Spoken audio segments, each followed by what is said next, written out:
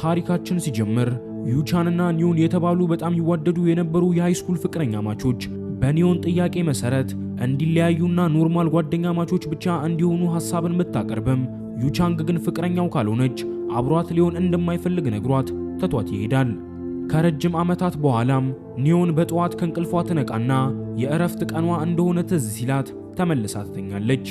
ነገር ግን አለቃዋ አስቸኳይ የሚሰራ ስራ ስላለ እንድትመጣ ይነግራትና ዛሬ የእረፍት ቀኗን በመሆኑ ቦነስ እንደሚታሰብላት ቢነግራት ኒዮን በደስታ እየቀወጠችው ትነሳለች።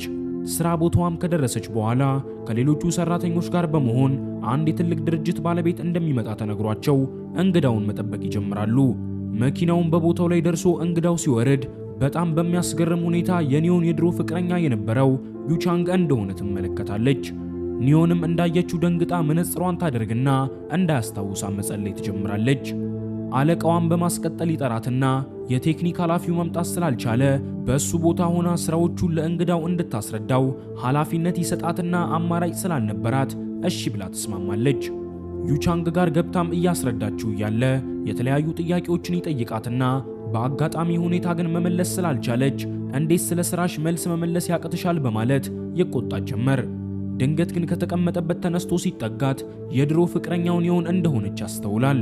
እሷም እንዳወቃት ስለገባት መደናበር ብትጀምር በድንገት ተያይዘው ወለሉ ላይ ይወድቃሉ። በዛም ለዓመታት ሲነፋፈቁ በመቆየታቸው አይን ላይን ፈዘው ቢተያዩም ስሜታቸውን ግን ተቆጣጥረው ይነሱና ዩቻንግ ስለ ድርጅታቸው የተለያዩ ጥያቄዎችን ይጠይቃታል።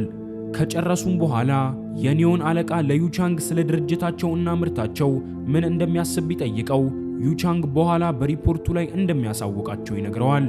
ዩቻንግን በማስቀጠል መኪናው ውስጥ ገብቶ ሊሄድ ሲል ኒዮን ዕቃ እንደረሳ ትመለከትና መኪናው ጋር ሄዳ ልታቀብለው ስትል እሱም እንዲሸኛት ወደ ውስጥ እንድትገባ ይነግራታል። በዛም ድርጅታቸው ሊያሻሽለው ስለሚገቡ ነገሮች ሲነግራት ይቆይና አሁን ላይ ፍቅረኛ እንዳላት ይጠይቃታል። እሷም የለኝም ብትለው ዩቻንግ ከዓመታት በፊት ለምን እንደተጣላቸው ማወቅ እንደሚፈልግ ሲጠይቃት ኒዮን ጥያቄው ያበሳጫትና ተታወርዳ ትሄዳለች። በቀጣዩ ቀንም ዩቻንግ ወደ ስራ ቦታቸው መጥቶ የኒዮን አለቃን ማግኘት ቢፈልግም አለቃቸው ስራ ባለመግባቱ ማግኘት ሳይችል ይቀራል። ዩቻንግም ለኒዮን ሹፌሩ ስለቀረበት ወደ ኤርፖርት እንድትሸኘው ይጠይቃትና ተስማምተው ይዛው ትሄዳለች። በመንገዳቸው ላይም እያወሩ ዩቻንግ ኒዮንን ስለ እናቷ ይጠይቃትና ኒዮን በካንሰር ስትሰቃይ ቆይታ አሁን ላይ ግን እንደዳነች ትነግረዋለች። እሱም በሰማው ነገር ይደነግጥና ስላሳለፈችው በጣም ከባድ ጊዜ ያጽናናት ጀመር። በነጋታውም ዩቻንግ በስራ ቦታ እያለ ዕቃ ወድቆበት መጠነኛ ጉዳት እንደደረሰበት ለኒዮንግ ቢነገራት ከአለቃዋ ፍቃድን ጠይቃ ዩቻንግ ወዳለበት ሆስፒታል አበባ ገዝታለት ታቀናለች። የተኛበት ክፍልም ልትገባ ስትል ቦዲጋርዶቹ ይከለክሏታል። በመሃልም ሩሊን የተባለች አንዲት ሴት ትመጣና የዩቻን እጮኛ እንደሆነች በመናገር ኒዮንን ምን ፈልጋ እንደሆነ ስትጠይቃት ኒዮን ልትጠይቀው መምጣቷን ትነግራታለች። ሩሊንም አበባዋን እንደምትሰጥላት ነግራት ከሸኘቻት በኋላ አበባውን እንዲጥሉት ቦዲጋርዶቿን ታዛቸዋለች።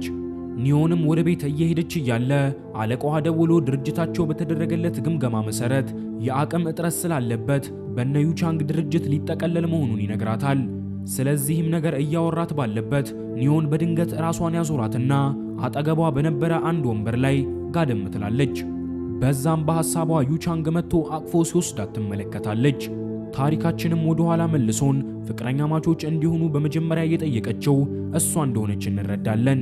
አብረውም ረጅም ጊዜን ካሳለፉ በኋላ አንድ ቀን ቻንግ ከአስተማሪው ጋር ሲያወራ ሃይስኩልን እንደጨረሰ በአሜሪካ ሄዶ መማርን እንደሚፈልግ የሰማችው ኒዮን በጣም ታፈቅረው ስለነበር ጥሏት ሲሄድ ደግሞ ፍቅሯ ብሶባት ልቧ እንዳይሰበር በመፍራት ግንኙነታቸውን እንዲያቆሙት ማድረጓን እንረዳለን።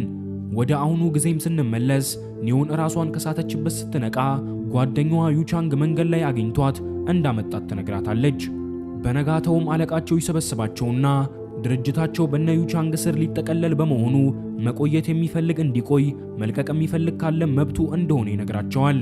ኒዮንም ስታስብ ከቆየች በኋላ ከድሮ ፍቅረኛዋና ከአሁኑ የሱ እጮኛ ጋር መስራት ስላልፈለገች ድርጅታቸውን ለቃ ሌላ ቦታ ለመስራት ተወስናለች።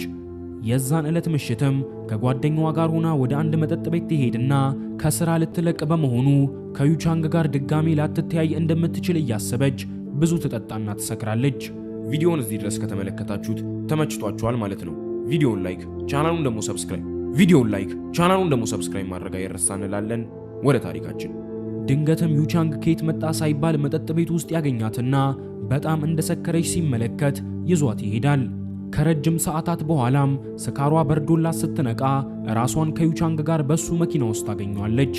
በድርጊቷም ያፈረችው ኒዮን ለመሄድ ስትቻኮል ዩቻንግ ያስቆማትና በድርጅቱ ውስጥ ለመቀጠል እንደተስማማች አድርጋ እንድትፈርም አንድ ወረቀትን ይሰጣታል። እሷም መቆየት እንደማትፈልግ ብትነግረውም ዩቻንግ ግን የዋዛ ሰው ባለመሆኑ ሰክራ ያነሳትን አንድ ፎቶ ያሳያትና የማትፈርም ከሆነ ለእናቷ እንደሚልክላት ያስፈራራታል። ምርጫም ያጣችው ኒዮንም ፊርማውን ፈርማ ከመኪናው ትወርዳለች። በነጋታውም በሥራ ቦታ 5 ደቂቃ ቀደም ብላ ብትመጣም የዩቻንግ ፍቅረኛ ሩሊን ግን እዚህ እስከሰራች ድረስ ቢያንስ 15 ደቂቃ ቀደም ብላ መገኘት እንዳለባት ትነግራታለች። በዚህ መሃልም ዩቻንግ ይመጣና ሩሊንን የራሷን ሕግ እየፈጠረች ሰራተኞቹን እንዳታጨናንቅበት ያስጠነቅቃታል። ሌሎች ሰራተኞችም ይህንን አይተው እጮኛውን እንዴት ይቆጣታል ብለው ሲያንሾካሽኩ ይሰማና በብስጭት ሩሊን የሥራ አጋሩ እንጂ እጮኛው እንዳልሆነች ድምፁን ከፍ አድርጎ ለሁሉም ይነግራቸዋል። ከዚህ በኋላም ኒዮን ሽያጭ ላይ እንድትሰራ ብትመደብም ስራው ግን አዲስ ሆኖባት በጣም ትቸገራለች። ይህንን የተገነዘበው ዩቻንግም ለስራው የሚያስፈልጋትን መረጃ በሙሉ ይሰጣትና በፍጥነት ስራውን ለምዳ ጎበዝ ሰራተኛ ትሆናለች። ከጥቂት ጊዜያት በኋላም ለዚህ ውለታው እራት ልትጋብዘው ተያይዘው እየሄዱ እያለ አብሮ አደግ ጓደኛዋ የሆነውን ቦያንግን ከፍቅረኛው ጋር መንገድ ላይ ታገኛቸውና ለአራት ተያይዘው ወደ እሷ ቤት ይሄዳሉ። እራት ከበሉ በኋላም ጨዋታን መጫወት ይጀምሩና ቦያንግ በጨዋታ አስመስሎ ኒዮንን ከንፈሯን ሲሰማት ዩቻንግ ይመለከትና በንዴት ብዙ መጠጥን መጠጣት ይጀምራል።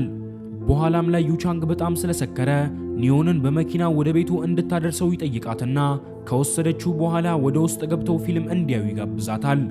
ፊልምም እያዩ ባሉበት ከቦያንግ ጋር ስላላት ግንኙነት ይጠይቃትና ከጓደኝነት ውጪ ምንም እንደሌላቸው ትመልስለታለች። እሱም ወደ እሷ በመጠጋት ሊስማት ሲሞክር በስካር ተገፋፍቶ እንደሆነ በማሰቧ እምቢ ትለዋለች።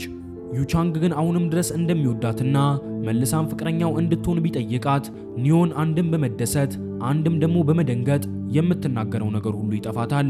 በነጋታውም በሥራ ቦታ ኒዮን ዩቻንን አይኑን መመልከት ማቆም ያቅታታል።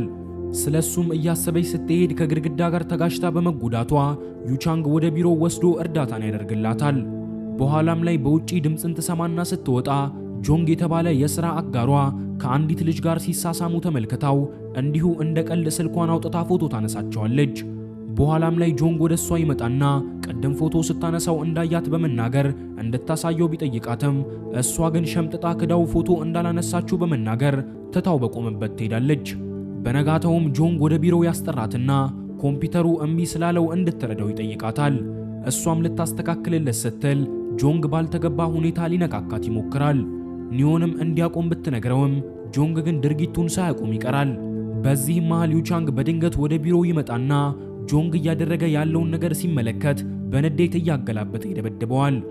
ዩቻንግም ኒዮን በተፈጠረው ነገር እንዳትረበሽ ወደ ቤቷ ቢወስዳትም ኒዮን ግን ጆንግ ያደረገውን ነገር እያስታወሰች እንቅልፍም ይላታል። በነጋታውም አንዲት ሴት ወደ እሷ ትመጣና ጆንግ በጣም ባለጌ ሰው እንደሆነና እሷንም ድሮ በጣም ያስቸግራት እንደነበረ ትገልጽላታለች።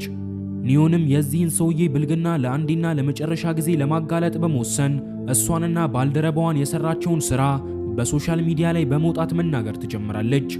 ነገሩን በፍጥነት ብዙ ሰዎች ጋር ይደርስና ከብዙ ሰዎች ዘንድ የድጋፍ ኮመንቶችን ይደርሳታል። በአንድ ምሽትም ከዩቻንግ ጋር ወደ ቤቷ ትሄድና በዛ ስትደርስ አብራት የምትኖረው ልጅ ጆንግ የላካቸው ዱርዬዎች መጥተው ዕቃዎቻቸውን እንደሰባበሩባትና እንዳስፈራሯትም ትነግራታለች። በዚህም ምክንያት ዩቻንግ ለደህንነቷ ሲባል በዛ መቆየት እንደሌለባትና ወደሱ ቤትም እንዲሄዱ ሐሳብን አቅርቦላት ይዟት ይሄዳል። በነጋታውም የኒዮን ቪዲዮ ብዙ ሰዎች ጋር መድረስ በመጀመሩ ጆንግ ከሥራ ገበታው ተነስቶ ወደ እስር ቤት እንዲወረወር ይደረጋል። ይህንን የተመለከተችው ሩሊንም ወደ ኒዮን ጋር በመሄድ የድርጅታቸውን ስም እያጠፋች በመሆኑ በቶሎ ብትለቅ ጥሩ እንደሆነ ስትነግራት ኒዮን ግን ኮስተር ብላ እንደማታደርገው ትነግራታለች። አስቀጥላም በሚያስገርም ሁኔታ አሁን ላይ ከዩቻንግ ጋር ፍቅረኛ ማቾች ስለሆኑ እጮኛዬ ነው ብላ የምታስወራውን ነገር እንድታቆም ታስጠነቅቃታለች። ይህንንም እያወሩ ያለ ዩቻንግ ይመጣና ተያይዘው ወደ ቤቷ ይሄዳሉ። በዛም ሲደርሱ ቤቷ እሷ በምትወዳቸው ዕቃዎች እንደተሞሉ ብትመለከት ኒዮን ደስ ብሏት ለዩቻንግ አሁንም ድረስ የፍቅር ስሜት እንዳላት ትነግረዋለች። ዩቻንግም የህልሙ ስለተሳካለት ፈጣሪውን እያመሰገነ አብረው በፍቅር አልጋ ላይ ይወድቃሉ።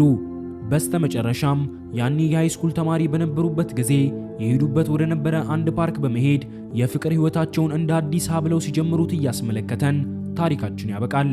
እንደዚህ አይነት ኮንተንት ሞሮፍ እንዲሰራላችሁ የምትፈልጉ ከሆነ ተመችቶናል ይቀጥል ብላችሁ ጻፉልኝ። ሰብስክራይብ ማድረግ እንዳይረሳ።